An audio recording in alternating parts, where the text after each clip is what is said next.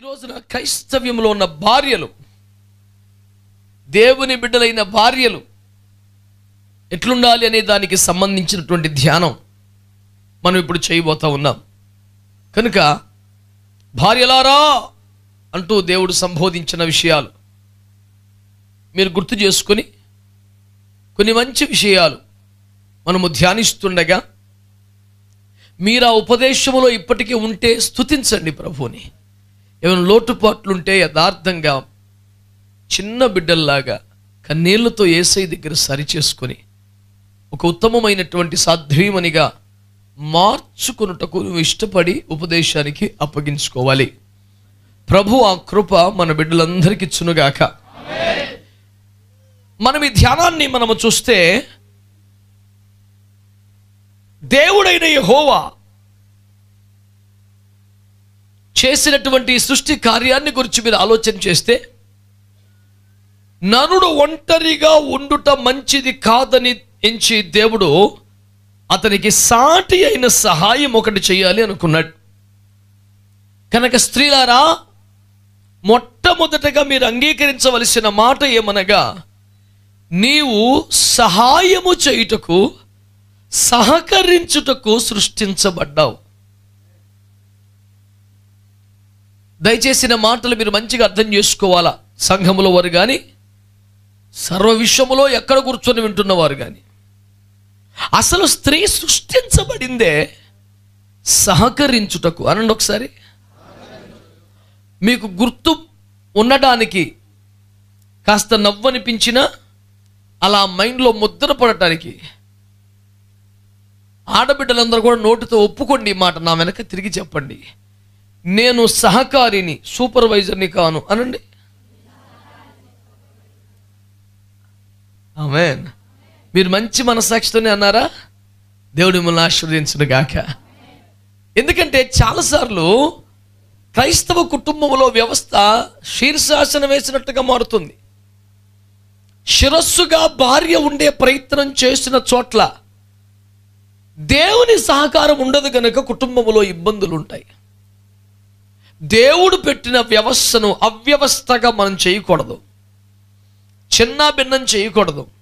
ఆకాశంలో సగం అబల కాదు సబల, ఇవన్నీ వినడానికి మంచిగా ఉంటాయి, పాటించడానికి కూడా మంచిదే. కానీ దేవుడు పెట్టిన ఒక క్రమం ఉన్నది కదా, ఆ క్రమమును మీరుట మంచిది కాదు అంటున్నాను తప్ప అంతకన్నా ఏమీ కాదు. అసలు నువ్వు సృష్టించబడింది ఎందుకు? సింపుల్గా ఈ మైక్ ఎందుకు తయారు చేశారు? శబ్దం ఎక్కువగా చేసి మీకు వినిపించడానికి కదా. ఫ్యాన్ ఎందుకు? గాలి ఇవ్వడానికి. ఆ లైట్ ఎందుకు? వెలుతురు ఇవ్వడానికి. కుర్చీ ఎందుకు? కూర్చోవడానికి. అట్లాగా ప్రతి దానికి ఒక పర్పస్ ఉంది. మరి స్త్రీ ఎందుకు? సహకరించడానికి. That is the main purpose of your creation. పురుషునికి సహకరించడానికి అంటే సాటి అయిన సహాయం చేయడానికి. అసలు నువ్వు సృష్టించబడిందే సహకారానికి, సహాయానికి. అంటే ఆధిపత్యము, పర్యవేక్షణ, పరిపాలన పదాలు ఎట్లొస్తాయి?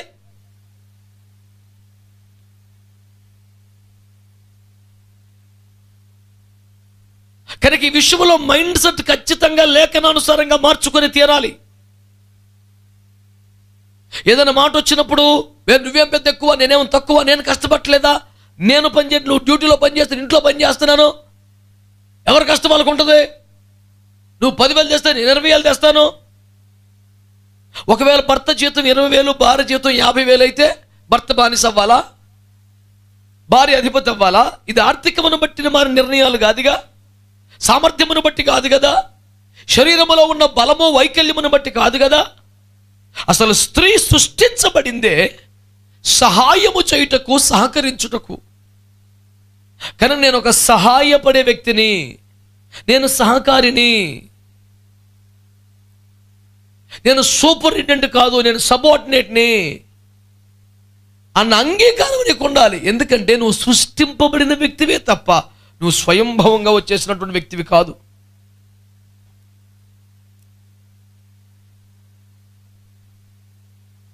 అహం బ్రహ్మాస్మి, నేనే దేవుడు, నేనే వ్యవహారం కాదుగా మనది. అందుచేత నువ్వెందుకు సృష్టించబడ్డావు? అన్న దాన్ని మొదట నువ్వు తీసుకోవాలని ప్రభు పేరు నేను మనవి చేస్తున్నాను. దేవుని వాక్యాన్ని మరి ఆలోచన చేస్తే ఆమెను పురుషునికి సహాయము చేయుటకు, పురుషునికి సహకరించుటకు దేవుడు సృష్టించాడనే సత్యాన్ని మీరు జ్ఞాపకం చేసుకోవాలా. బిడ్డలారా, మీరు దేవుని వాక్యాన్ని గురించి ఆలోచన చేస్తే ఏమి సహకరించాలి, ఏమి సహాయం చేయాలి? క్రైస్తవ వివాహ ఉద్దేశము అని చెప్పిన సందేశంలో నేను ఆ మాట చెప్పాను. దేనికి సహకారం అవసరం పురుషుడికి అంటే, నెంబర్ 1, అతడు పరిశుద్ధ స్థితిని కొనసాగించుటలో భార్య సహకారం అవసరం. ఈ మాటలు కాస్త విశాల దృక్పథం కలిగి వినాలి ఆడబిడ్డలు. పెద్ద మనసు చేసుకొని మీరు ఆలకించాలి. మీరు సంకుచితంగా ఉంటే నష్టం మీకే వస్తుందని కూడా నేను జ్ఞాపకం చేస్తున్నాను. ఈ మాటలు చెప్పుచున్నప్పుడు నేను పురుషులను సపోర్ట్ చేస్తున్నాను అని ఎట్టి పరిస్థితులు అనుకోకండి. నేను సపోర్ట్ చేయట్లే, ఎవరిని సపోర్ట్ చేయను, వర్డ్ ఆఫ్ గాడ్ని సపోర్ట్ చేస్తానంతే. గత వారం వాళ్ళకి రేవేసినప్పుడు మనం నవ్వుకున్నాం కాబట్టి ఈరోజు మనకు రేవేలు 4 కోరుకోవడం ఇది కాదు విధానం కదా. తప్పు ఎక్కడ ఉన్నా ఖండించాల్సిన వ్యక్తిని కదా నేను. దయచేసి మీరు అర్థం చేసుకోండి నా మాటల్ని. ఎందుకు ఇంతగా చెప్పాల్సి వస్తుందంటే, ఈ సందేశాలు ప్రారంభం నుంచి వినకుండా ఇప్పుడే వినేవాడు ఏమంటాడు, జఫన్యా గారు పక్షపాతి, నిప్పు లేకుండా పొగబుట్టేసిన పాపిస్టోలు బోల్డు మంది భూమి మీద ఉండగా తొనవ దొరికితే అసలాగడాడు. అది చెత్తనే సంగతి వినకుండా ప్రత్యుత్తరం ఇచ్చేవాడు మూఢుడని కదా చెప్పాడు దేవుడు. అలాంటి వారు కూడా సమాజంలో పుష్కలంగా ఉన్నందున ఇన్నిసార్లు చెప్పాల్సి వస్తుంది.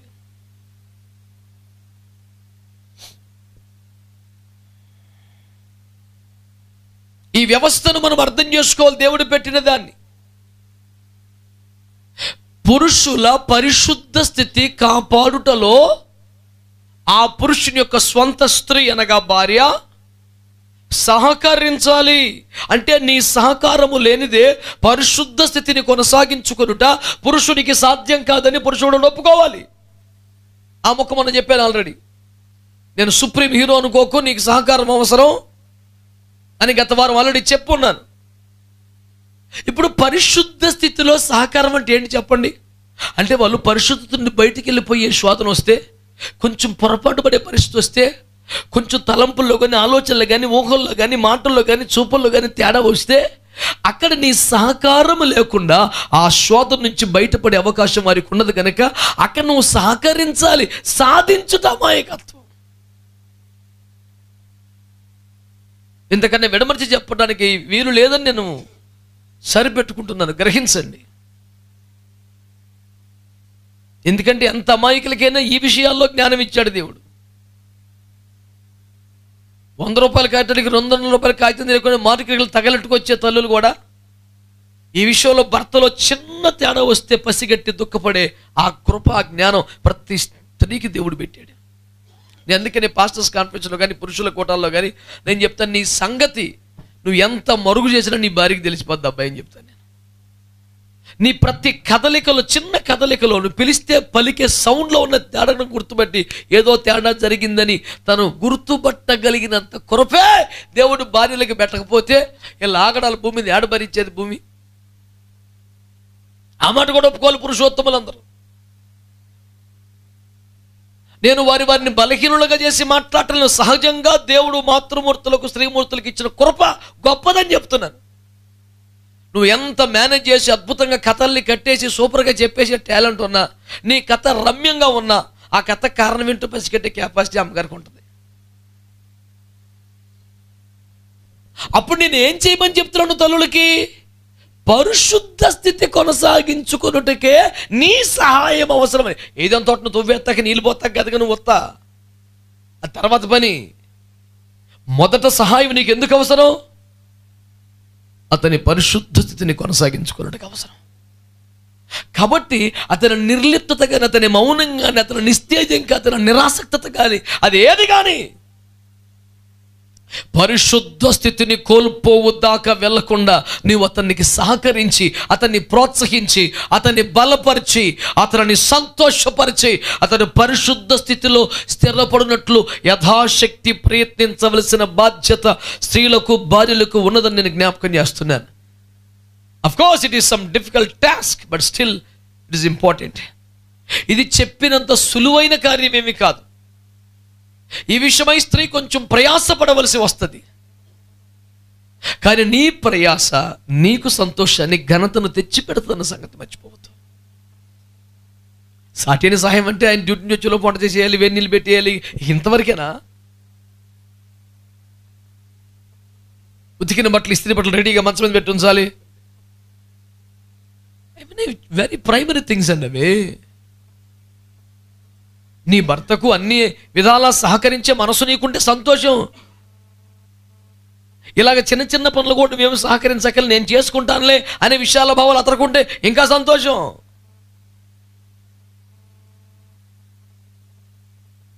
కొంతమంది భర్తలు కొంచెం విపరీత ధోరణి కలిగి ఉంటారు. అమ్మో వీళ్ళకి లూజ్ ఇవ్వకూడదు, వీళ్ళని ఎక్కువగా ప్రేమ ఉన్నా ప్రేమ చూపించకూడదు, వాళ్ళకి ఏమన్నా అచ్చయం వచ్చేస్తే ఇక మనం నెత్తిని కూర్చుకుంటే ఇక దిగరు. ఎందుకంటే ఇలాంటి పనికి మళ్ళీ చెత్త బోధలు చేసే ఒక సమాజం ఉంటుంది భూమి మీద. రే జాగ్రత్త, అలసిచ్చామంటే నెత్తి మీద కూర్చుంటుంది, తొక్కేసేయ్ అని చెప్పే నీచ నికృష్ట సలహాలు ఇచ్చేవారు కొందరు తల్లులుగా ఉండడం ఎంత విచారకరం. ఆడెవడో దుర్మార్గుడు ఆ ప్రేలాపన బేలడంటే అర్థం చేసుకోవచ్చు. ఏమో ఒక మాత్రం మీరు తయ్యుండి నీ భార్యను ఎట్టబెట్టో కంట్రోల్ అని చెప్తున్నావంటే నువ్వెంత పిచ్చి తల్లివమ్మా. అంచేత మీరు గమనించాలని కోరుతున్నాను నేను. ఎక్కడ ఊహల్లోకి వెళ్ళిపోయి మేఘాల్లో విహరించకుండా ప్రాక్టికల్గా మాట్లాడుతున్నాను నేను.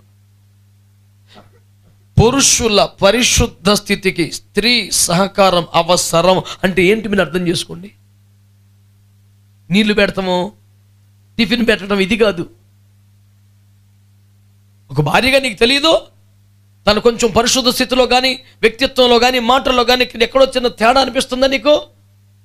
ఆ మాత్రం హృదయం పెట్టాడు దేవుడు నీకు, ఆ మాత్రం జ్ఞానం పెట్టాడు దేవుడు నీకు. నిన్ను తయారు చేసినప్పుడే ఆ చురుకైన బుర్ర నీకు పెట్టాడు దేవుడు.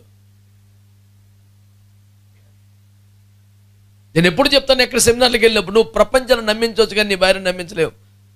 తేడా వస్తే నీ ప్రవర్తన అణువణువు తనకు తెలుసు కనుక. అందుకే నేను ఆ మాట కూడా చెప్పాను పెళ్లిళ్ళలో ప్రసంగాలు చేస్తున్నప్పుడు. ఆదికాండం 2వ అధ్యాయం 18, 24 వరకు చదువుతారు, 25 చదవరు. ఎవరన్నా పొరపాటున చదివిన హై ఎక్కడేం చదవాలో తెలియదు నర్మయ్ అని కోప్పడతారు. ఎందుకంటే 25 వచ్చిన ఉంది, వారిద్దరూ దిగంబరులై ఉండరి, వారు సిగ్గు ఎరుగకు ఉండరని ఉంది. అది చదివితే ఎంత అవమానం. 24 వరకు అని చెప్పి అంతవరకే చదవాలి.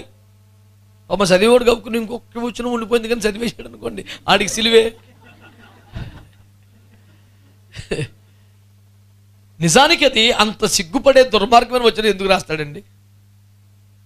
ఒక అధ్యాయాన్ని ఆ వచనంతో ముగించాడంటే దాని విలువేంటి తెలియాలండి నీకు. మాట్లాడతాం మళ్ళీ. అక్కడ దేవుని ఉద్దేశం వారిద్దరూ దిగంబరులై ఉండరే, వారికి అన్న మాట రాయవలసిన అవసరం ఏంటంటే అక్కడ వారు తప్ప ఇంకెవరు లేని ఆ యొక్క ఏకాంత ప్రపంచం వారి యొక్క శయన మందిరంతో సమానం అని అంటున్నాను. దాని ఉద్దేశం ఏమి చెప్పదలిచాడు దేవుడు అంటే మీ ఇద్దరి మధ్యలో రహస్యం ఉండకూడదు అని. దాని అర్థం అది ఆ వచనం రాయటం వెనక. భార్యకి తెలియకుండా లక్షలు ఎవరు చేస్తాడు ఈడు, ఏమో స్తోమత తగ్గట్టు ఏమో వేలు ఎవరు ఏమి చేస్తుంది. నువ్వు లక్షలు చేయగా నేను ₹1000 చేయకూడదా? ఏ చిన్న విషయం కూడా భార్యకు దాచకూడదు, భర్తకు తెలియకుండా చేయకూడదు. అరమరికలు లేని దాంపత్యానికి సూచనగానే వారిరువురు దిగంబరుని, ఒకరి గురించి ఒకరికి అంతా తెలుసు, అంతా ట్రాన్స్పరెన్సీ, పారదర్శకం, ఇక మరుగైంది ఏమీ లేదు. ఇది అందులో ఉన్న పాఠం.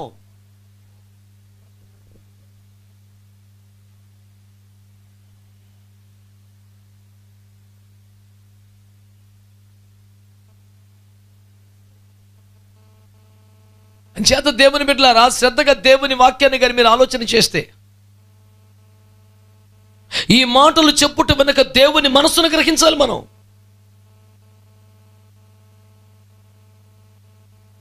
సహకరించుటకే సృష్టించబడ్డనను ఒప్పుకోలు మీ దగ్గర ఉండాలి. ఆ సహకారం వంటలోనూ ఇంటిలోనూ కాదు, వ్యక్తిత్వమునికి అవసరమని మీకు జ్ఞాపకం చేస్తున్నాను. నేను క్యారెక్టర్కి అవసరమని జ్ఞాపకం చేస్తున్నాను.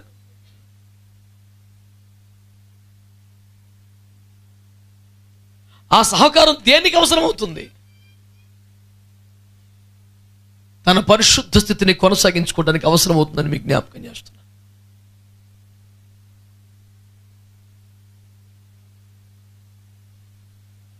నీ సహకారం లేకుండా తన పరిశుద్ధుడిగా కొనసాగుట కష్టం అని గుర్తుపెట్టుకోవాలి. ప్రసంగి గ్రంథం 4వ అధ్యాయం 9 నుంచి 12 వచనాల మధ్య మనం గతంలో ధ్యానించినాం ఆ వచనాలను. అందులో ఏమంటున్నాడు? దుష్టుడు వారి మీద పడితే వారు గెలవలేరు అంటూ మాట్లాడుతూ, ఇద్దరు ఉంటే ఏమిటి లాభమట? వారిలో ఒక్కడు పడిపోతే మరొకడు లేపును కదా.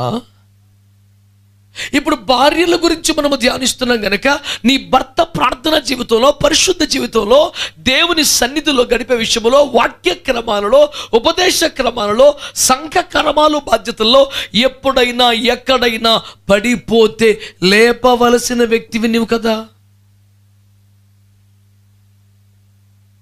అంటే భర్తల మట్టుకు భర్తలు, భార్యల మట్టుకు భార్యలు ఏ స్థితిలో ఉండాలంటే, నా భాగస్వామి ఏ దశలో పడిపోతే నేను లేపగలిగిన స్థితిలో ఉండాలి అన్న సిద్ధపడుతూ బ్రతకాలి.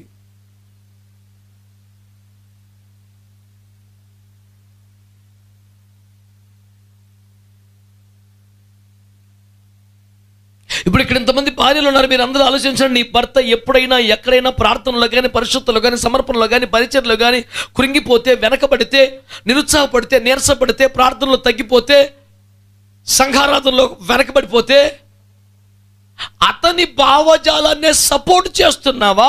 ఇది తప్పు, మనం ఇలా చేయకూడదు, మనం ఇలా వెనకబడకూడదు, మనం తగ్గకూడదు అంటూ అతడు పడిపోతున్న స్థితిలో నుంచి అతన్ని లేపడానికి ఎప్పుడైనా ప్రయత్నం చేసావా? ఒక్క భార్య సాక్ష్యం చెప్పగలదా? నా భర్త కొన్ని విషయాలు పడిపోతే నేను లేపానండి దేవుని కృపలోనని.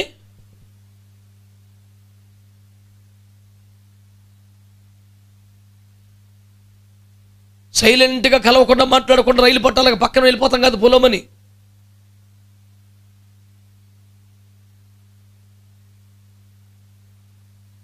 వారిలో ఒకరు పడిపోతే మరి ఒకరు లేపుదురు కదా అన్న వచనం నెరవేర్చావా ఎప్పుడైనా?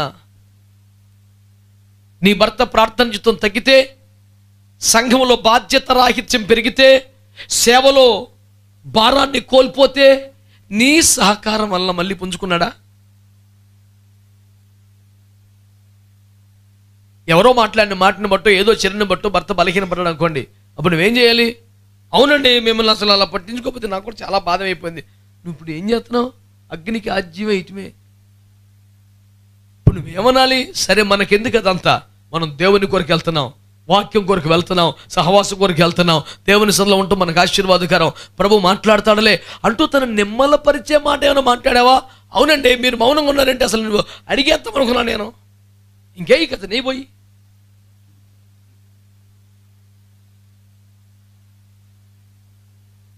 పడిపోయిన వారిని లేపుతావా? పడిన చోట సమాధి చేసేస్తావా?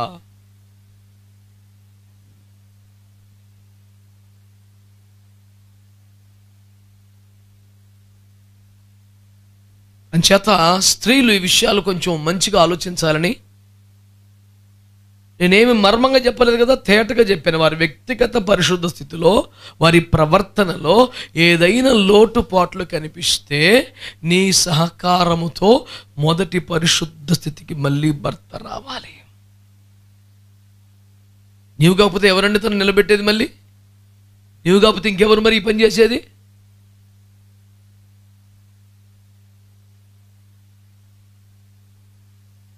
ఈ విషయంలో మెలకు కలిగిన ఆత్మ దేవుడు మన బిడ్డలందరికీ అనుగ్రహించాలని నేనెంతో ప్రార్థిస్తున్నాను. ఆమేన్. చెప్పాలి మంచిగా హల్లెలూయా, హల్లెలూయా, హల్లెలూయా. మీరు ఆలకించండి బిడ్డలారా.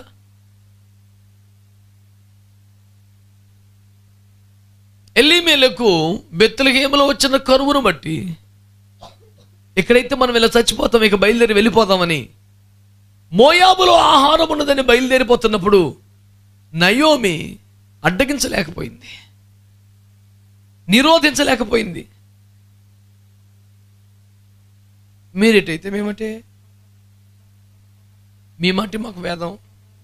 కొంతమంది మహా తీవ్రమైన పతివ్రతాధర్మను పాటిస్తున్నాం, అంత సీరియస్గా పడిపోయి అని దేవుని వదిలేస్తానన్నా, సంఘం మానేస్తానన్నా, దేనికైనా సరే. మరి మా భర్తలు ఏంటంటే మేమంటే కదండి. అమ్మో, సూపర్ భోగి, నువ్వు ఇంజిన్ వదిలిపెడతావా? పిచ్చిపిల్ల, జీవితాలు పాడైపోతే జాగ్రత్తగా ఉండు. ఆ పదాలు దేవుడు ఎందుకు మాట్లాడాడు? దేవుని కంటే ఎక్కువగా ఎవరిని? తల్లిని తండ్రిని అని కూడా మాట్లాడుతుంటే భర్త భార్య ఏమిటంటే సెకండ్ పొజిషన్ కదా. ఒకవేళ నీ భర్త వాక్య విరుద్ధమైనటువంటి నిర్ణయం తీసుకున్నాడా, తన ఈగోస్ హర్ట్ అయినో, ఏదో పదవి పోయిందనో, కమిటీ మారిందనో, పదవీ కాలం అయిపోయిందనో, నెక్స్ట్ టర్మ్లోకి ఎంపిక చేయలేదనో, సరిగ్గా ఓట్లు వేయలేదనో, చిరాకొచ్చి ఇంకో చచ్చిపోతానన్నాడు అనుకో, నువ్వేమనాలి? పదవీచ్యుతుడైన మీ వెనకాల ఉంటే నాకును బాధగానే ఉన్నది, పద ఇంకో చచ్చికెళ్ళిపోదాం. తప్పు కదా. ఇలాంటివన్నీ కూడా క్రోడీకరించి నేను చెబుతున్నాను. అతడు పడిపోయినప్పుడు లేపాలన్న పాయింట్లో నీ భర్తే చల్లబడితే ప్రార్థనలో, పరిశుద్ధతలో, సమర్థలో, పరిచర్యలో, సమర్పణలో నీవు లేపే స్థితిలో బ్రతుకుతున్నావా?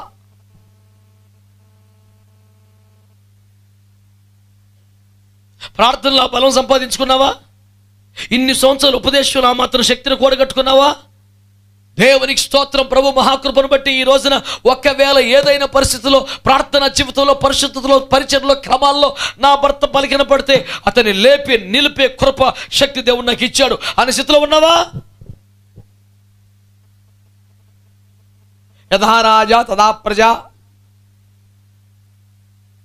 మేము ఏం చేస్తామండి? మరి ఏం చేయొద్దండి, భోజనం చేయండి 3 పూట్ల. మాట్లాడితే విధేయత నటించేస్తారు. విధేయత ఏడ్చి సాధించిన లేవా నీ కుటుంబంలో? అయోధ్య సవారు చెప్తున్నావు.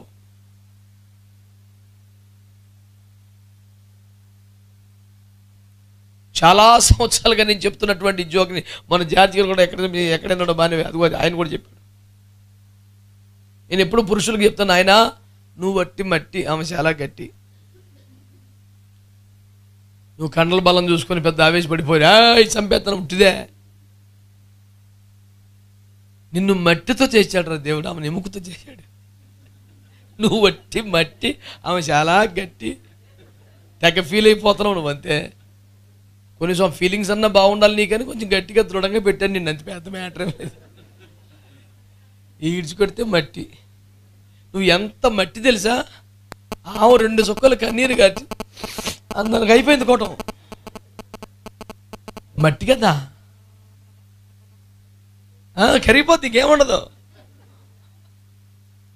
అనుభవనీయులు చెప్తున్నారు, వినండి. దేవునికి స్తోత్రం. మట్టి కదండి పాపం. నీకు ఎంత కోపంగా చంపేస్తున్నప్పుడు చేస్తున్నా బిడ్డ కరదలు పొలోమని చేసిన సర్లే ఏడో ఏం కాదు చెప్పు, ఇప్పుడు నాకేముందిలే అబ్బా చెప్పు. మొన్న పండుగ కూడా చేరుకున్నది, నా మాతన్ని ఏడుతూ ఎందుకు, తీసుకెళ్ళి కొనుక్కో, అయిపోయింది కోటం. అదే నువ్వు కానీ ఏడిచావనుకో గట్టి మట్టిగా అది కరుగుతాయి.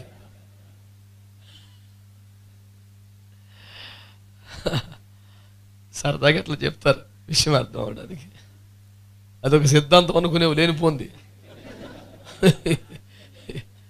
హల్లెలూయా. అంచేత నేను చెప్పేది ఏంటంటే, ఒక పెద్ద సిద్ధాంతంగా చెప్పట్లు, నువ్వు పెద్ద ఎక్కువ అని ఫీల్ అయిపోకు, ఏం కాదు, నువ్వు పెద్ద మట్టి అని చెప్తున్నాడు అంతే, అంతకని ఏం చెప్తలేదు. కానీ కరిగించేస్తాకి తీర్మానం చేసుకోపోకుండా. అమలో మట్టి కరిగిపోతే మీకు దిక్కేముంటుందిరా? ఆ మట్టే మీకు ఆధారం. కరిగించేయకండి, దేవునికి స్తోత్రం. హల్లెలూయా. ఎప్పటికప్పుడు ఎవరికైనా మట్టి పిల్లలు రాలిపోతుంటే పోగేసి మళ్ళీ కరెక్ట్గా విగ్రహం నిల్చోబెట్టండి, దేవునికి స్తోత్రం. అలా మట్టి కరిగించే తెలగరా, మీకే లాస్ కదా. మంచి వాళ్ళందరూ స్తోత్రం చెప్పండి. హల్లెలూయా. అంచేత దేవుని బిడ్డలారా, శ్రద్ధగా ఈ మాటలు వినే ప్రయత్నం చేయాలి.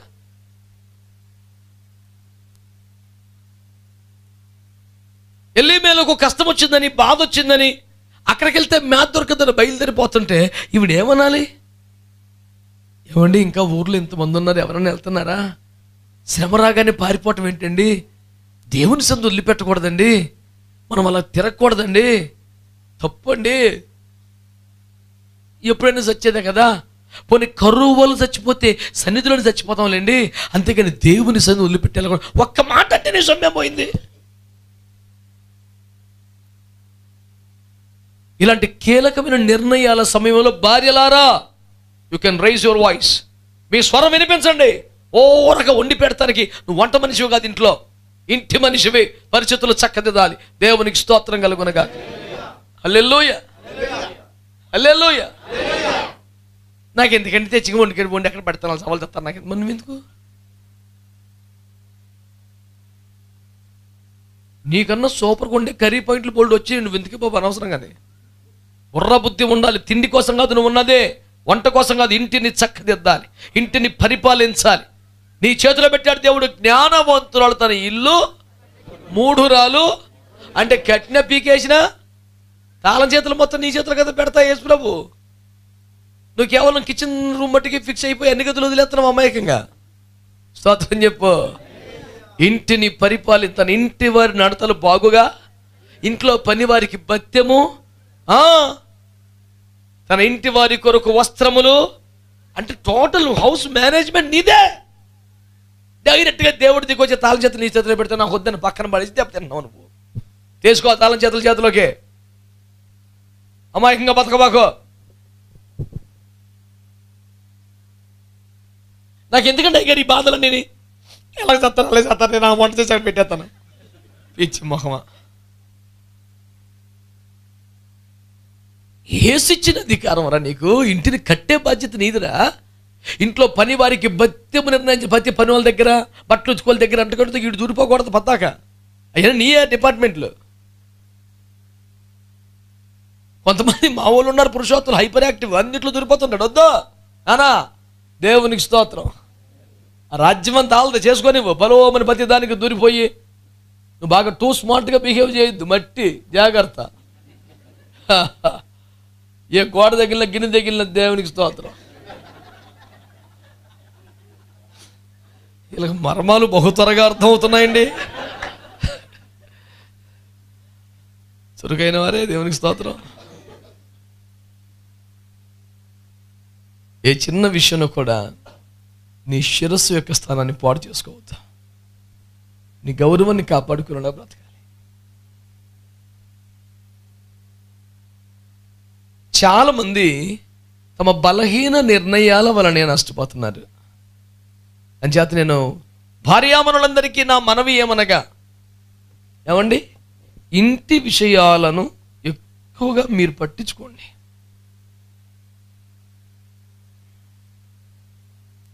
ప్రతి దాంట్లో నీ ముద్ర ఉండేలాగా చూసుకో.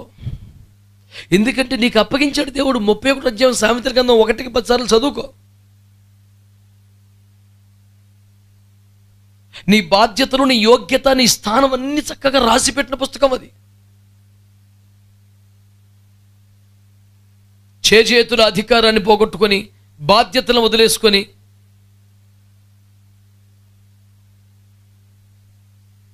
అనామకంగా నువ్వు బ్రతికి నిర్ణాయక స్థానమును కోల్పోవద్దని దేవుని పేరట నేను మీకు మనవి చేస్తూ ఉన్నాను.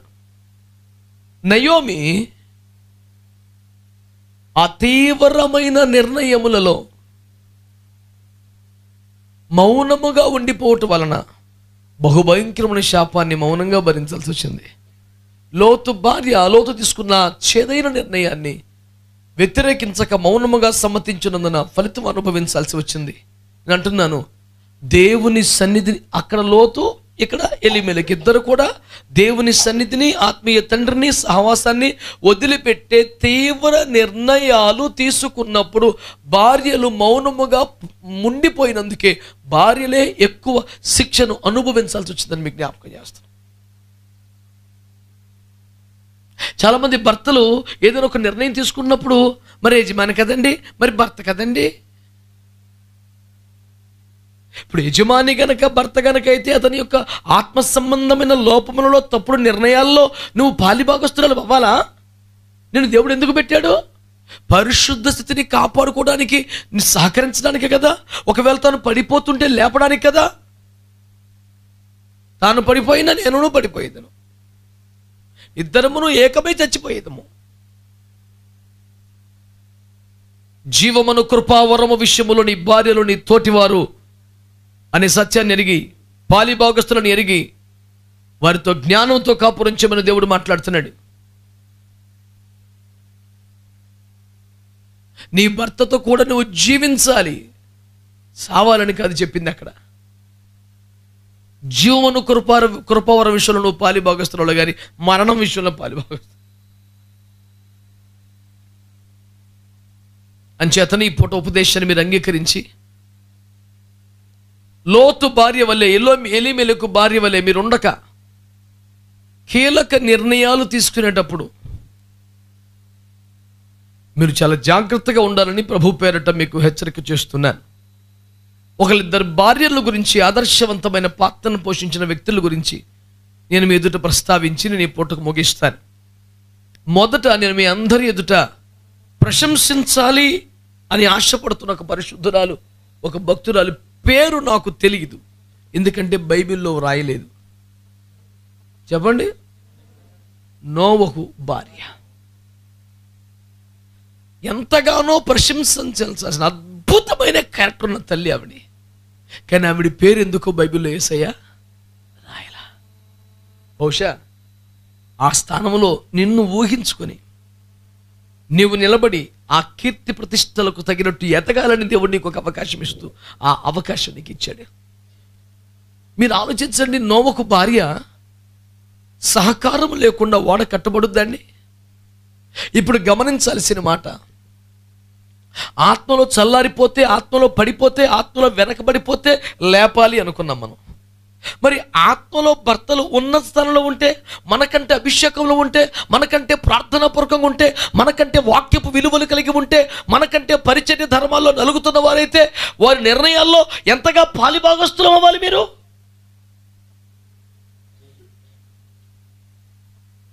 పడిపోతే లేపాలన్నంత కృప వచ్చినప్పుడు మరి వారు దేవునితో నడుస్తున్నప్పుడు వెంబడించాలన్న జ్ఞానం ఉండాల్సిందే కదా. దర్శనము దేవుడు ఎవరికి ఇచ్చాడు? నోవాకి ఇచ్చాడు. నోవాకు భార్యతో ఒకసారి దేవుడు మాట్లాడా? అమ్మా నీ భర్తకు సహకరించరా అని చెప్పాడా?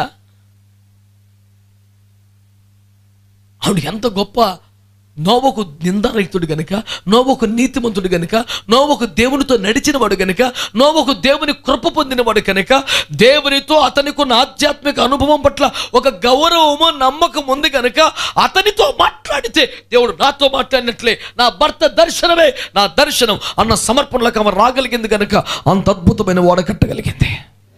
భార్యలారా, మీ భర్తలు దేవుని కృప పొందిన వారైతే, దేవునితో నడుస్తున్న అనుభవం కలిగిన వారైతే,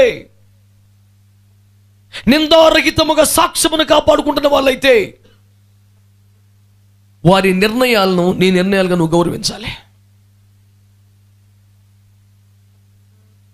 ఈ దర్శనం దేవుడు తన భార్యకి ఇవ్వలేదా? తనకి ఏం చెప్పలేదే? నా భర్త దర్శనమే నా దర్శనం అనుకుంది, నా భర్త భారమే నా భారం అనుకుంది, నా భర్త పనే నా పని అనుకుందండి. స్వచ్ఛందంగా మీదేసుకుని ఎంత కష్టపడి పనిచేసింది. కొత్త కోడళ్ళు ముగ్గురు కూడా వచ్చిన రోజునే ఓడ పనిలో నలిగిపోతున్నారంటే అత్తగారి వ్యవహారం కాదండి.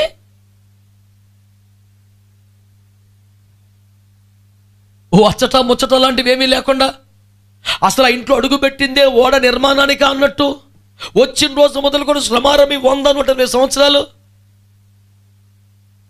ఆ కోడళ్ళకు కూడా దండం పెట్టాలండి. నిజంగా మంచి యవ్వన ప్రాయములో వివాహం చేసుకుని సంపూర్ణ ఆరోగ్య స్థితిలో యవ్వనములో ఉన్న భర్త పక్కనే ఉండగా ఆ భర్తతో కలిసి పని చేస్తూనే కుటుంబ జీవితం, దాంపత్యం, సంసారం అన్న ఆలోచన కూడా దరికి రానివ్వకుండా ముందు ఓడ పుడతామని తర్వాత మనం అందులో హాయిగా బతకొచ్చులే అన్నట్లు ఓడే ముఖ్యం, తర్వాత సంసారం అనే వైరాగ్యం యవ్వన ప్రాయంలో పెళ్ళైన కొత్తలో రావడం అంటే ఆ బిడ్డల్ని ఎంత మెచ్చుకోవాలండి మనం. అంటే ఏంటి, మీకు పనులు ఎవరు దొరక మమ్మల్ని పెళ్లి చేసుకున్నారా? చెక్కలు మోయడానికి కర్రలు కొట్టడానికి మమ్మల్ని పిలుచుకొచ్చారు మీరు.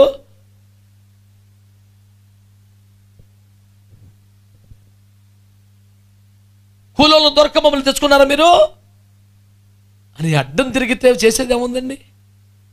కొత్తగా ఇంట్లోకి వచ్చిన బిడ్డలైనా దైవజనుడి నోవహు యొక్క నడిపింపును గౌరవించి ఎదిగిన పుత్రులు నాన్నగారి నడిపింపుకి ఎంతగా అప్పగించుకున్నారో చూసి బేషరతుగా చక్కగా, సరే అండి మీ దర్శనం మా దర్శనం, మీరు ఓడ కట్టాలంటే మేము బొమ్మరిల్లు కట్టుకుంటామా ఏంటి, మేము అదే పని చేస్తాం. ఆమేన్, హల్లెలూయా. నేను అంటున్నాను, ఆ భార్యలు మరి ఎంత అద్భుతంగా మన ఆదర్శంగా తీసుకోవాలండి. ముగ్గురు కోడళ్ళు కూడా కదండి. పెళ్ళయి అత్తారింట్లోకి వచ్చిన కోటి ఆశలు, ఏదో ఊసులు 100 రకాలు చెప్తారు. కవితలు మండిపోరు, నాకు పెద్దగా వచ్చావు కానీ ఇన్ని ఆశలతో ఇంట్లో అడుగు పెడతారండి. వచ్చిన దగ్గర నుంచి చెక్కలు, పేర్లు, తారు, మేకులు తప్ప ఏం కనపడుతుంది అక్కడ? ఇంకంతే, ఎవరు ఏ కర్ర మోయగలితే కర్ర మోసుకొచ్చేస్తున్నారు, అక్కడ పేరుతున్నారు, తిప్పలు పడుతున్నారు.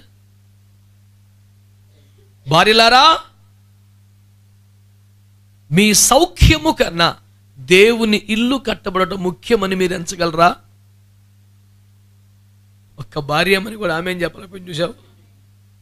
హల్లెలూయా. తినుము సుఖించుము అనేవాడు మీకు చుట్టమా? వద్దు, ఆడు మనకు శత్రువు. దేవునికి స్తోత్రం కలుగును. దేవుని బిడ్డలారా, మీకంటే ఎక్కువగా వేరొకరిని పట్టించుకుంటే తప్పు, కానీ మీకంటే ఎక్కువగా దేవుని ఇంటిని పట్టించుకుంటే అది చాలా మెప్పు, తప్పు కాదు.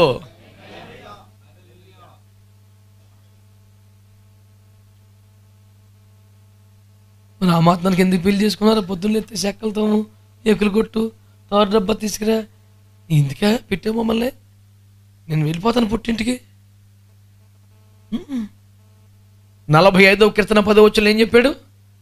కుమారి ఆలకించుము, ఆలోచించుము, నీ తండ్రి ఇంటి నీ స్వజనమును మరువుము. గత వారం ఏం చెప్పుకున్నావు? పురుషుడు తన తల్లిని తండ్రిని విడిచి, కొంచెం విడిచి ఇటు జరిగితే చాలు, కొంచెం ఇటు పక్కొస్తే సరిపోద్దు. నువ్వేం చేయాలా? ఏకంగా మరిచిపోవాలి పుట్టింది.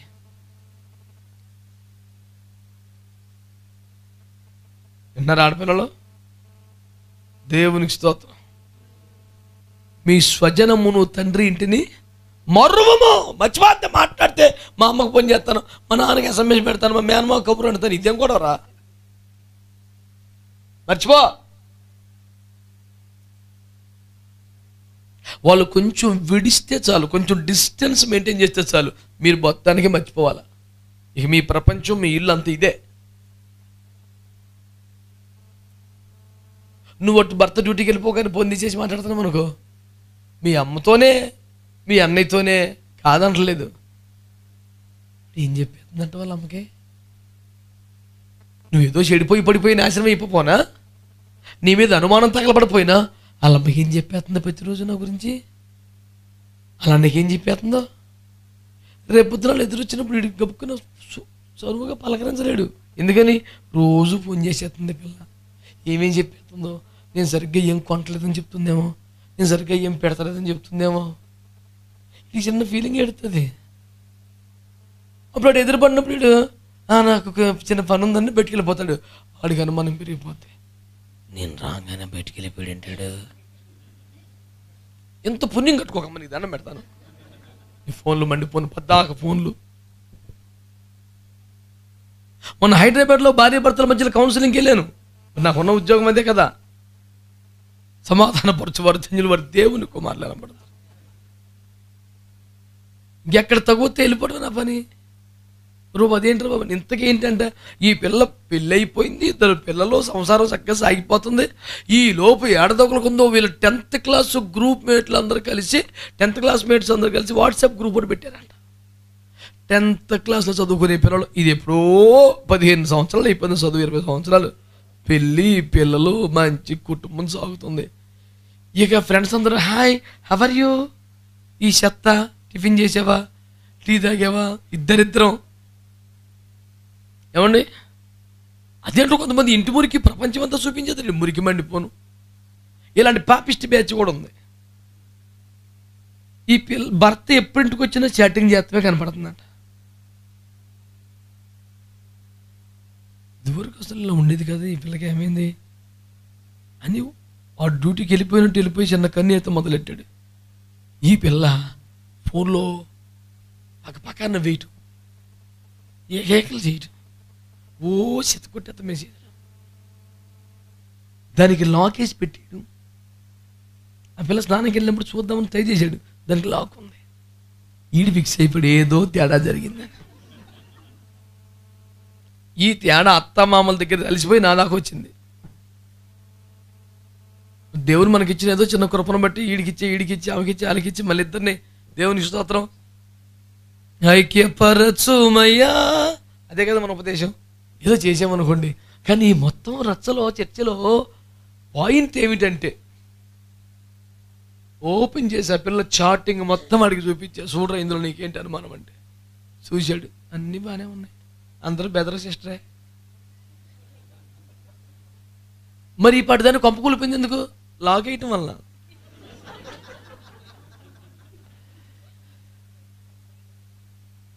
ఈ పిల్ల ఏమంటే అసలు నా మీద నీకు అనుమానం రావడం ఏంటి? అసలు నాకు 15 సంవత్సరాలు నేను అంటాను తెలియదా నీకు? ఈ ఒక్క పాయింట్ మీద చచ్చిపోతానంట నా పిల్ల. నీకు నాకు మధ్యలో దాపరికు లేని ఇన్ని సంవత్సరాల జీవితంలో కొత్తగా ఈ లాకులేంటే అంటాడు ఆడు.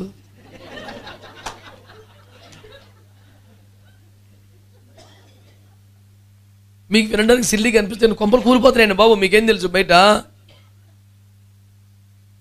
ఈ పిల్లల గదిలో పెట్టి కౌన్సిల్ పెట్టి, ఆ పిల్లల గదిలో పెట్టి కౌన్సిల్ పెట్టి, ఇద్దరు ఒక చోట పెట్టి ఎన్ని కోటలు చేశాను మీకేం తెలుసు? దేవునికి స్తోత్రం. పేర్లు ఊర్లు అనవసరంగా నాకు అర్ధరాత్రి దాటాక ఫోన్లు వచ్చిందంటే నాకు టెన్షనే. ఈ బాబత కేసు అయింది. ఈ గదిలో నుంచి ఒక ఫోన్, ఆ గది నుంచి ఒక ఫోన్, ఇద్దరు ఒక ఇంట్లో ఉంటారు, చెరుకు గదిలోకి వెళ్ళి తలిపేసేసుకుంటారు.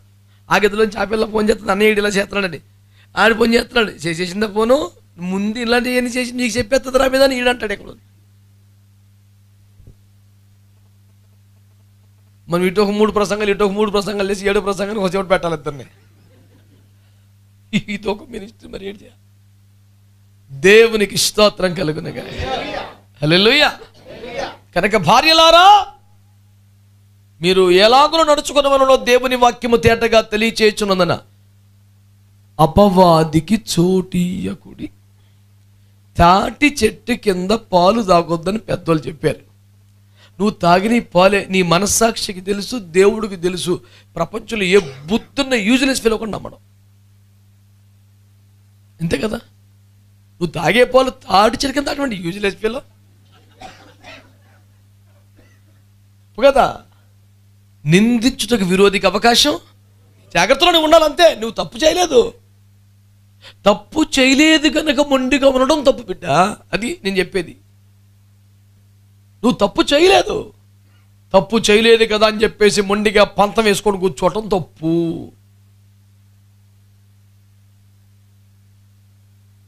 ప్రభు మనలందరినీ ఆశీర్వదించునుగాక. హల్లెలూయా. నోవహు భార్య ఉత్తమమైన భార్య. తన భర్తను, తన కొడుకులను, తన కోడలను ఒక్క మనస్సు, ఒక్క ఆత్మ కలిగి పనిచేయుటకు తను ఎంతో అద్భుతంగా వాడబడింది. నేను అంటున్నాను, నువ్వు మంచి యోగ్యముగా ప్రవర్తించగలిగితే నీ కీర్తి దశ దిశలా వ్యాపిస్తుంది. దేవుని పని కొరకు నువ్వు నడుము కట్టుకునే వ్యక్తివైతే నీ కుటుంబాన్ని దేవుడు కడతాడు. నోవహు భార్య ఎంత ఆదర్శవంతమైన వనిత. ఒక 100-120 సంవత్సరాలు ఇప్పుడు అత్తగారు పొద్దున్న లేస్తే నడుము కట్టుకొని నడుము ఉంచుకొని ఈ ఓడ దగ్గర పరిచయం చేస్తుంటే కోడలు ఏం చేస్తారండి? ఇంకా మెల్లిగా వాళ్ళు కూడా సహకరించాల్సిందే కదా. కొత్తలో కొంచెం అంతా మనస్ఫూర్తిగా పని చేయకపోయినా రాను రాను వాళ్ళకి అలవాటు అయిపోద్దా పరిచర్య. ఉదయం 5 గంటలకి స్తోత్ర ప్రార్థన అయిపోగానే అత్తగారు చీపురు పట్టుకొని ఆ ఓడ దగ్గర పరిచయం చేస్తారు. కోడలు ఏం చేస్తారు? అత్త అని పడుకుంటారా చచ్చినట్టు. మొదట్లో పెద్ద హృదయపూర్వకం కాకపోయినా అత్త మీద గౌరవానికి చూసే వరకు బాగుందిరా బాబు అని వచ్చినా క్రమంగా అదే అలవాటు అవుతుంది. ఉత్తమమైన భార్య పేరు చెప్పాలంటే నోవహు భార్య పేరు చెప్పాలి. దేవునికి స్తోత్రం. హల్లెలూయా. రెండవదిగా ఉత్తమమైన భార్య పేరు చెప్పాలంటే శారమ్మ పేరు చెప్పాలి. ఏం పేరండి? ఎవరు భార్య? కదండి.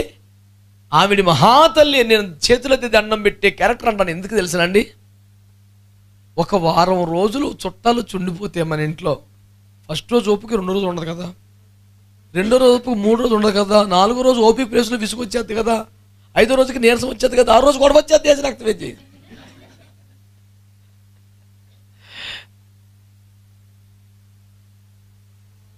కాస్త తెలివిగా నిరసన ప్రకటించాలంటే పొద్దున్న లేచి గదిలోంచి బయట రాకూడదు అన్నమాట. ఎంతోమంది తల్లులను చూశాను నేను. చుట్టాలు ఇంట్లో ఉన్నారు, నువ్వు గుప్పుకు లేచి 5ంటికి వచ్చి టీ ఏదో పెట్టాలి కదా, 7ంటి దాకా నువ్వు గదిలోంచి బయట రాకపోతే భర్త ఏంటి? అప్పుడు వీడు నీరసమైన భర్త ఉంటాడు, ఒక అమాయకుడు. వీడు వచ్చి తనకి బాగాలేదండి మరి అంటాడంటే ఏంటంటే మర్యాదగా బ్యాగ్ సర్దుకోమని వీడు చెప్తాడు. ఇంకా పాప అర్థం చేసుకొని గబగబా సర్దేసుకొని మేము వెళ్తాను, మీరు శుభ్రంగా వండు తినరా, మేము ఎందుకులే మీకు. వాళ్ళు అలా మెట్లు దిగి గేట్ వేసి వెళ్ళిపోతారు, చిలక్కలు వేసిపోతాయి. ఇది సహజంగా లోకములో ఉన్న విధానం. కానీ కొన్ని సంవత్సరాల పాటు కుటుంబ సభ్యులుగా అక్కడే పుట్టి పెరిగి వర్ధిల్లుతున్నవారు పూటకి 400 మంది ఉంటే అంతమంది హాయిగా ఉండి తినగలుగుతున్నారంటే ఆ తల్లి పుణ్యం. అది 3వ రోజుకి మురికి చుట్టం నేడుస్తుంది లోకమండి. 400 మంది మనుషులు కొన్ని సంవత్సరాలుగా ఉంటారు కొంపలో. నేను నా ప్రారంభ ధ్యాన కాలంలో వాక్యాన్ని ఆదికాండ 18లో దేవుడిని యెహోవా తండ్రి కుమార పరిశుద్ధాత్మ త్రియేక దేవుడు ఇంటికి వచ్చినప్పుడు గబగబా వంట చేసి పెట్టేశారు, త్వరగా సిద్ధము చేశారు. ఉండినేమో కోడి పిల్లగా దేవునికి స్తోత్రం, అయినా త్వరగానే చేసేశారు. ఈ మాటలు చెప్పుకుంటూ త్వరగా ఎలా చేసేశారు అని నేను కొంచెం లాజికల్గా ప్రశ్నించుకున్నప్పుడు నాకు కొన్ని సంవత్సరాలకి తర్వాత ఒకరోజు అలాగే అదే ప్రశ్న ఇంకా ఉంది, అంత త్వరగా చేశారంటవా అని అనుకుంటా ఉండగా నాకు టక్కుమని ఒక మెరుపు లాంటి ఆలోచన ప్రభు ఇచ్చారు. 3 మనుషులకు చేసి పెట్టడం పెద్ద లెక్కే ఉంది, పూటకి 400 మంది చేసి పెడతాం తల్లి. స్తోత్రం చెప్పండి. పూటకి 400 మంది కొన్ని సంవత్సరాలుగా చేసి పెడుతున్న చేతికి 3 అతిథులకు చేసి పెట్టడం పెద్ద లెక్కే ఉందండి. నేనంటే అర్థం ఏంటి, పరిచర్లో నలిగిన వారికి ఇలాంటి పెద్ద శ్రమ ఉండదు. కొంతమందికి దేవుని బిడ్డలారు ఇదే నగరంలో, నేను పేర్లు వివరాలు చెప్పను కానీ మీకు, ఒకరు మమ్మల్ని భోజనాలు పిలిచారు, నన్ను నా భార్యని.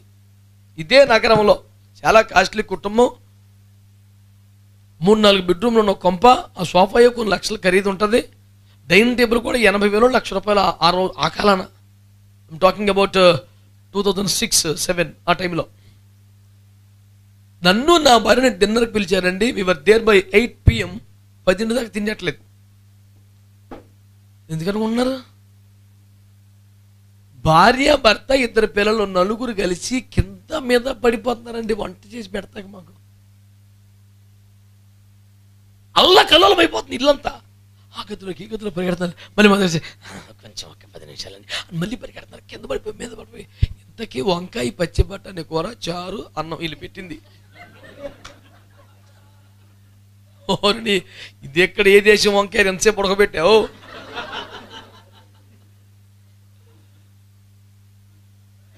నేను కొంచెం కుదిరేను కాదు కదా. నేనేమన్నానంటే, బాబాయ్ మీ వంకాయలు ఎక్కడో చాలా మంచి అండి, 2 గంటలు ఉడికిపెట్టినా మొక్క చెదిరిపోలేదు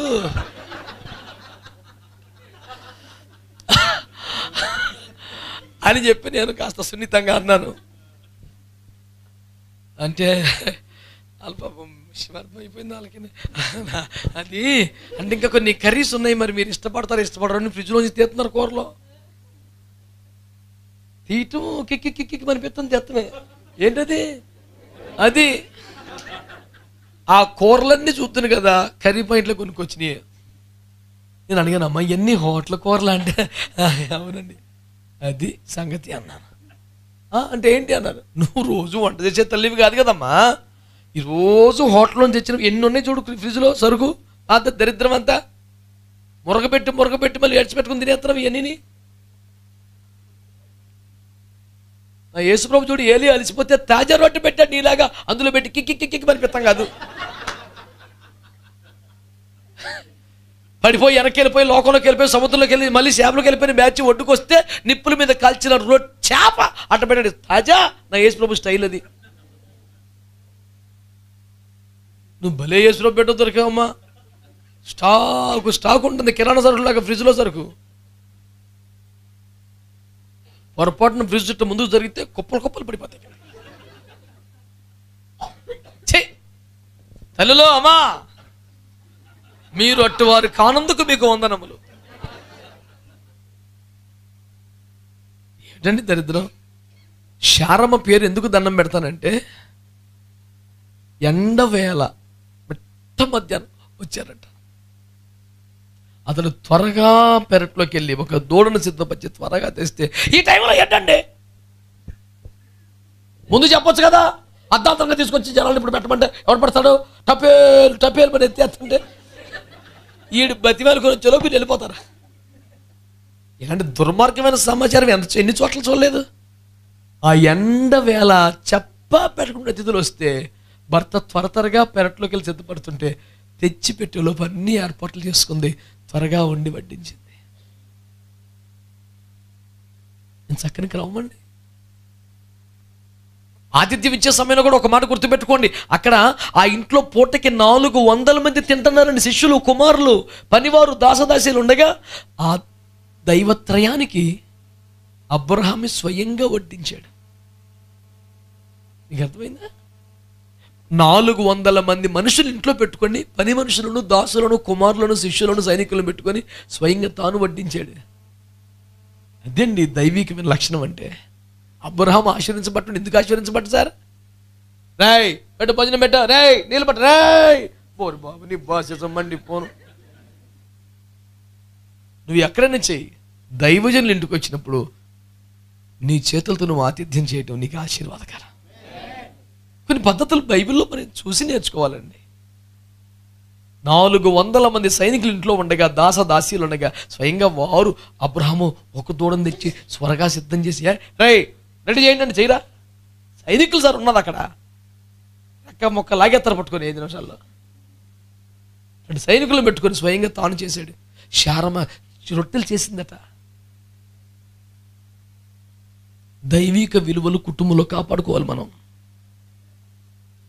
అది మన రేంజి, మన పొజిషన్ చూపించుకునే స్థలం కాదు. మనం ఆశీర్వాదాలు పొందవలసినటువంటి వినయస్థానం. మన చేతులతో మనం వండి వడ్డించడం ఆశీర్వాదకరం. శారమ్మను ఆదర్శంగా పెట్టుకోవాలి మనం. చెప్పా పెట్టిన అతిథులు అసమయంలో వచ్చారు, మిట్ట మధ్యాహ్నం వచ్చారు, విసుగు చిరాకు లేకుండా వండి పెట్టింది. 400 మంది మనుషులు సంవత్సరాల కొద్ది కొంపలో పడి తింటున్నారంటే ఆ తల్లి ఎంత సాధ్యమని ఉంటే సాధ్యమండి. చిరాగ్గా ముఖం పెట్టుకుని అన్నం పెడితే ఎవరు తింటాడు సార్? అడంత దిక్కులోనైనా అడుక్కొని తింటాడు, రోడ్డు మీదకి వెళ్ళిపోయి తింటాడు. ఇంట్లో ఒక చిరునవ్వుతో ప్రేమతో వడ్డించే తల్లి కాకపోతే అన్ని సంవత్సరాలుగా అన్ని 100 మంది తినడం సాధ్యం కాదండి. నువ్వే ఉన్నావు, డైనింగ్ టేబుల్ దగ్గర కూర్చోబెట్టి ప్లేట్ కొంచెం సౌండ్ వచ్చేలాగా పెట్టేసి తిను అంటే తింటావా? అయిపోయింది కూటం. అన్నం వేసి కోరేసి తిను అందనకు వందనాలమ్మా. 400 మంది మనుషులు తిన్నారంటే ఆ తల్లి ఎంత ప్రేమతో కన్న బిడ్డల్లాగా చూసుకునే ప్రేమ గల తల్లి కాకపోతే సాధ్యమండి. దైవజనులు డేవిడ్ రాజయ్య గారు ఏ స్త్రీ కొరకు ప్రార్థన చేయమన్నా ఆ ప్రార్థన నాకు చాలా ఇష్టం. వెంటనే మా పితరుల దైవమా, శారా దైవమా, ఆ బిడ్డను ఆశీర్వదించయ్యా అంటాడు. నాకు ఆ మాట చాలా ఇష్టం. కనీసం ఒక 100 మందికి ప్రార్థన చేయటం అబ్జర్వ్ చేసి ఉంటాను నేను. ఏ స్త్రీమూర్తికి ప్రార్థన చేయమన్నా శారా దైవమా, రిబ్కా దైవమా అంటూ ప్రార్థన ప్రారంభిస్తారు ఆయన. నాకు చాలా మంచిగా అనిపిస్తుంది. ఆ తల్లుల గుణాలు, ఆ ఫలాలు రావాలని దైవజనుడి హృదయ వాంఛ. ఆమేన్. దేవుని బిడ్డలారా, మంచి భార్య. ఈయనేమో భార్య పర్మిషన్ తీసుకోకుండా, భార్యకి మాట్లాడకుండా, ఇంటిమేషన్ లేకుండా, ఇన్ఫర్మేషన్ లేకుండా, అయ్యా మీరు మా ఇంటికి వచ్చారు, మీరు కొంచెం అలసట తీసుకోండి, కాళ్ళు కడుక్కోండి, త్వరగా సిద్ధం చేస్తాం. నాకు ఓపిక లేదు. ఎవరినండి కేకేసావు? మరి వాళ్ళు భోజనానికి కూడా ముందు ఒక మాట చెప్పొచ్చు కదా, మాకు భోజనానికి పిలుస్తాను చెప్పొచ్చు కదా. ముందు వీళ్ళ సమ్మతి తెలుసుకొని వీళ్ళతో ఊగొట్టించుకొని ఇటు చెప్పాలంటే వెళ్ళి, లేకపోతే గిన్నెలన్నీ పడిపోతుంటాయి, ఉప్పుల కారాలు తరమరైపోతుంటాయి. ఎన్ని బుద్ధులు మార్చబడి సరిచేయబడాల. మంచి తల్లి నోవహు భార్యలాగా ఉండాలి ప్రతి భార్య. ఆదర్శవంతమైన భార్యలు వారు. అబ్రహాం భార్య వలె ఉండాలి. దేవునికి స్తోత్రం కలుగునుగాక. హల్లెలూయా. దేవుని బిడ్డలారా, మరొక తల్లి గారిని నేను మీకు జ్ఞాపకం చేస్తాను. మొదటి సమయం 25లో ఉంటుంది, తర్వాత చదువుకోండి. ఆవిడ పేరు అబీగయీలు. ఎవరండి? ఈ అబీగయీలు మీరు చూసినట్లయితే తన భర్త మొరటువాడు, పేరు నాబాలు. దావీదుతో దురుసుగా ప్రవర్తించాడు, లెక్క లేకుండా ప్రవర్తించాడు. దావీదు చేసిన సహాయాన్ని మర్చిపోయాడు. దైవజనుడైన దావీదుకు ప్రత్యుపకారము చేయవలసిన సమయంలో చాలా నిర్లక్ష్యంగా, క్రూరంగా, గర్వంగా మాట్లాడాడు. దావీదు ఉగ్రుడై లేచి, ఈ దినమున వాడి ఇంట్లో ఒక్కడన్న మిగిలితే నా పేరు దావీదే కదని కత్తులు వేసుకుని బయలుదేరాడు. రాజు క్రోధము మరణదోత, దాన్ని ఆపడానికి ఎవడు సరిపోడు. కోపం ఇంటికొచ్చి పడిపోతుంది, శాపం వచ్చి పడిపోతుంది, మరణం వచ్చేస్తుంది. ఆ మూమెంట్లో, ఆ సమయంలో ఏం జరిగింది తెలుసా?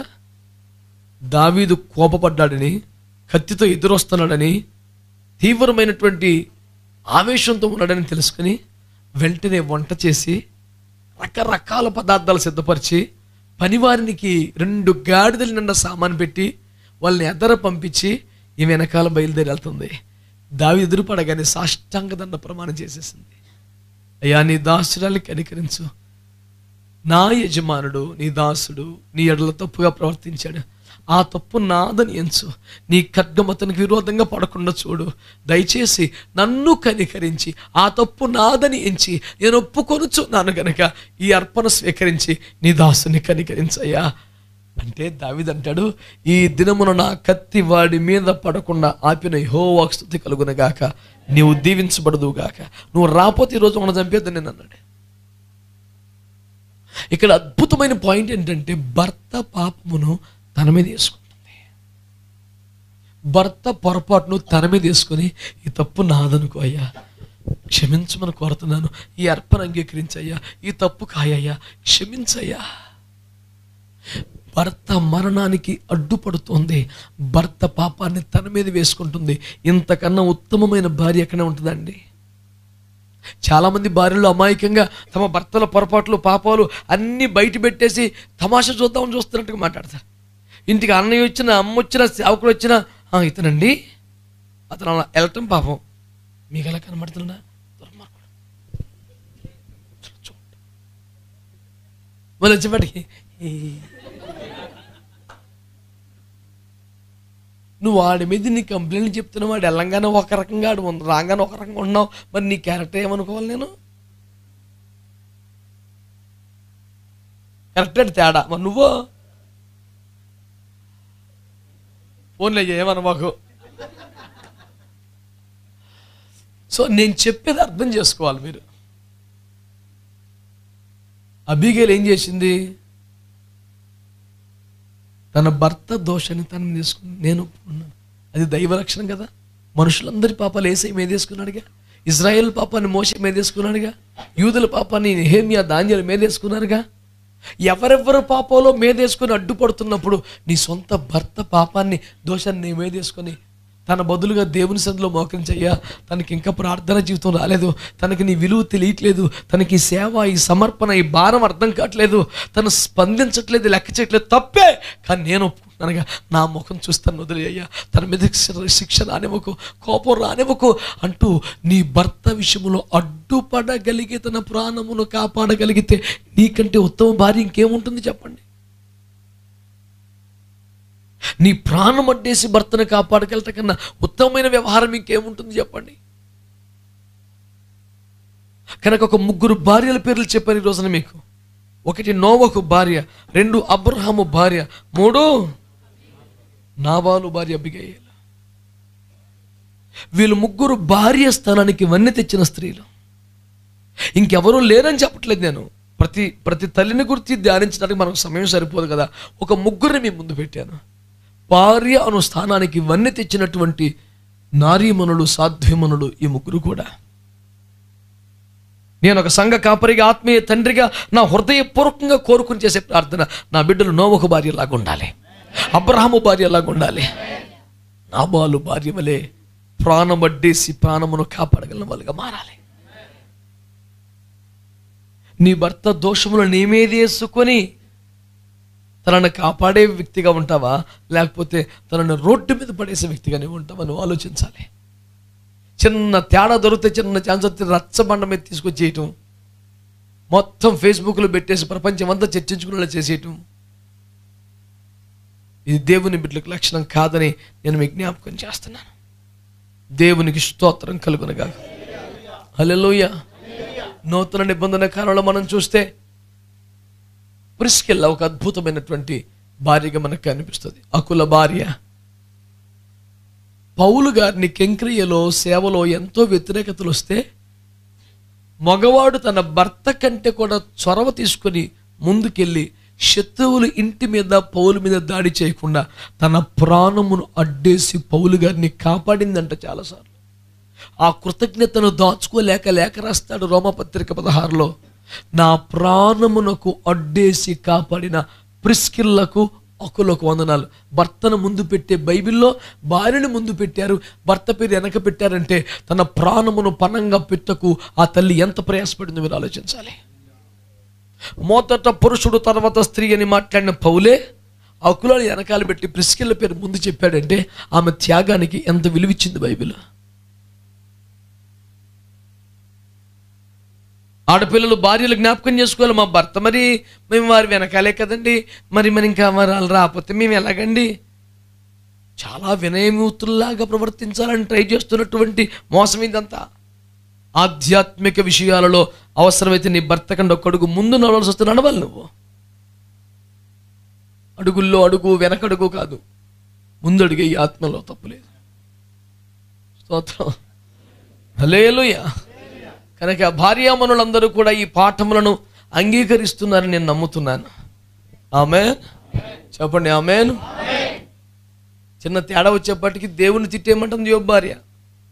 చిన్న కరువు వచ్చేప్పటికి బ్యాగ్ సర్దేసింది ఎలిమేలకు భార్య. మీరు అలాగను ఉండక 400 మంది ఇంటికి వచ్చిన వండి పెట్టే శారమ్మ తల్లిలాగా. స్తోత్రం. ప్రపంచములో జంతువులన్నీ భరించే 100 సంవత్సరాల పైచిలుకు కష్టపడాల్సిన ఓడను కూడా చిరునవ్వుతో కట్టేసిన నోవహు భార్యలాగా. ఆమేన్. భర్త పాపాన్ని మేదేసుకొని ప్రాణానికి అడ్డుపడి అబీగయలులాగా మంచి భార్యలుగా మీరు ఉండాలని కోరుకుంటున్నాను.